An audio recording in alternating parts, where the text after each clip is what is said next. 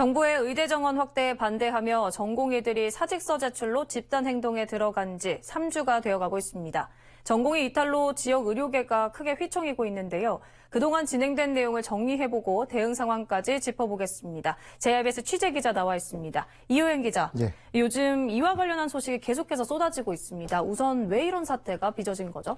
가장 결정적인 도화선이 된 건 정부의 지난달 발표인데요. 현재 의대 정원이 18년 동안 3,000명 수준인데 이거를 내년 학년도부터 2,000명 늘려서 5,000명 정도로 운영하겠다고 발표를 했습니다. 네. 정부는 지역에 지금 의사 수가 부족하고 또 고령화 같은 걸로 의료 수요가 늘고 있어서 2035년에는 의사가 10,000명 정도 부족할 걸로 보고 있는데 그래서 내년부터 2,000명씩 이렇게 입학 증원을 늘려서 이들이 졸업하는 2031년부터 5년에 걸쳐서 의사를 10,000명 정도 더 만들겠다는 계획입니다.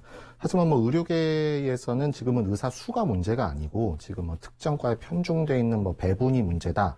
그리고 갑작스러운 증원은 교육의 질을 떨어뜨릴 것이다. 이렇게 반대해왔고요. 이런 거의 연장선상에서 지금의 전공의 집단 행동으로 이어졌습니다.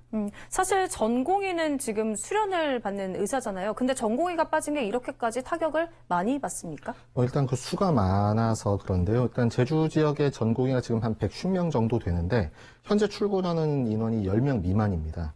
그리고 전공의는 지금 대부분 제주대학교 병원이나 한라병원에 집중돼 있는데 여기에서 지금 95% 정도가 빠진 상태입니다. 물론 전공의가 민감한 수술을 하지는 않지만 그래도 전문의의 보조라던가 특히 응급실에서 당직 업무를 좀 많이 수행하고 있는데 그래서 이번 사태에서 가장 먼저 타격을 입은 게 응급실입니다. 그래서 네. 제주대병원 같은 경우에는 전공의들이 이탈한 지난달 20일부터 비상체제에 들어갔고요. 가장 중증 응급 환자 위주로 이렇게 좀 받고 있습니다. 그리고 또 응급실이 그동안 3교대 근무로 돌아갔는데 이것도 지금 하루 12시간씩 2교대로 돌려서 되고 있고요. 네. 그래서 이 중에는 12시간 근무 후에 보직을 갖고 있는 분들은 다시 또 보직 업무를 하고 다시 또 당직에 들어가는 그런 상태가 되고 있어서 피로도가 좀 한계를 넘어선 상태입니다. 그렇군요. 당연히 수술실이나 입원 병동도 축소돼 있고요.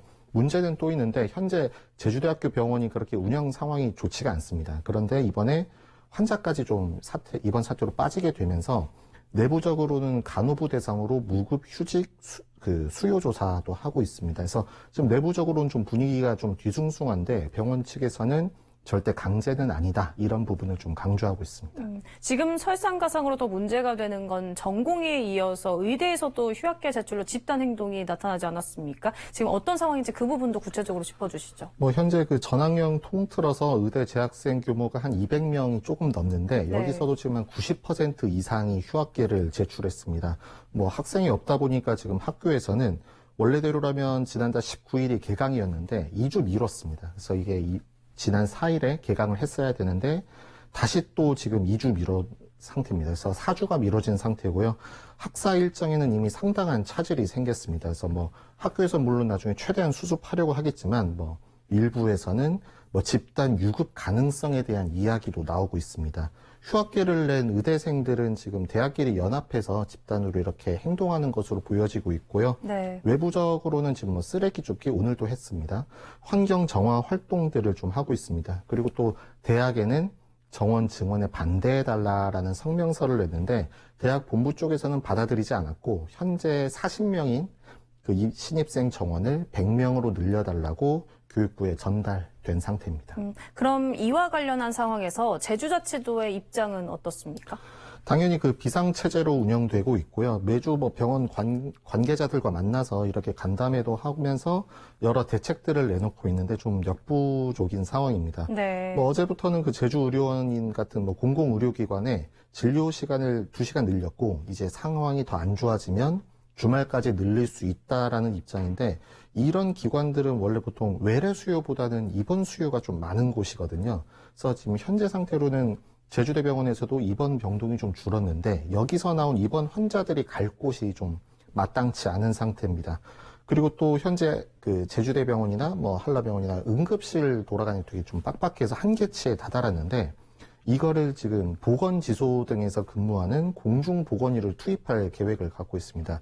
대상은 지금 최대 20명에서 검토가 되고 있는데 실제 네. 투입은 그렇게 많지는 않을 것으로 보입니다.